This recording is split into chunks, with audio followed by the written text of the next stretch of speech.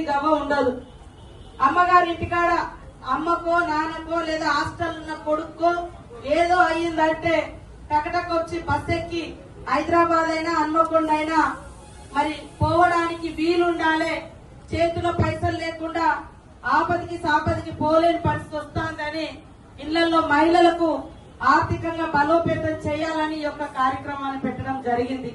కాబట్టి చాలా మందికి సంతోషంగా ఉంది, కొంతమందికి కోపం ఉన్నది. ఆడవాళ్ళందరూ ఇట్లా బస్సులలో పోతారా?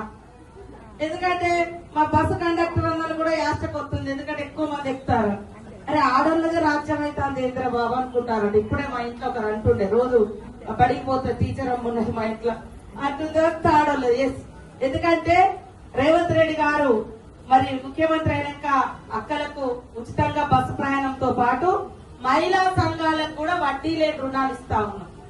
వడ్డీ లేకుండా వడ్డీ డబ్బులు కూడా ఈ మధ్య మొత్తం మీ అకౌంట్లలో వేసినాం. చాలా మంది మహిళా సంఘంలో ఉంటే వాళ్ళకి ఏమన్నా ప్రమాదమై చనిపోతే ఆ కుటుంబంలో 10 లక్షలు ఆ అక్క కుటుంబానికి ఇస్తున్నాం సంఘం సభ్యురాలకు. ఓ 4 లక్షలు లోన్ తీసుకొని ఏమన్నా చనిపోతే 2 లక్షలు మనం మాఫీ చేస్తా ఉన్నాం. ఇట్లా మహిళలు కూడా సంబరాలు చేసుకుంటా ఉన్నారు.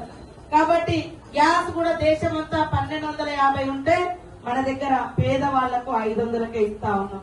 ఇళ్లలో 200 యూనిట్లు. అంతకుముందు మన గల్లీలలో మన వాడలలో కరెంటు బిల్లు కట్టలేదని కటింగ్లు ఉండేది, కానీ కట్ చేయకుండా నిరంతరం కరెంటు కూడా వస్తుంది.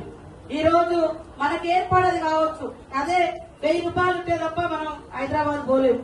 1000 రూపాయలు ఉంటే తప్ప కనీసం హన్మకొండ పోయి మళ్ళా రావాలి అటు ఇటు ఏమైనా కొనుక్కోవడానికి. ఇవన్నీ కూడా లాభదాయకమే. ముఖ్యంగా మా అక్క చెల్లెలు సంతోషంగా ఉంటే సమాజం సంతోషంగా ఉంటది, కుటుంబం సంతోషంగా ఉంటది.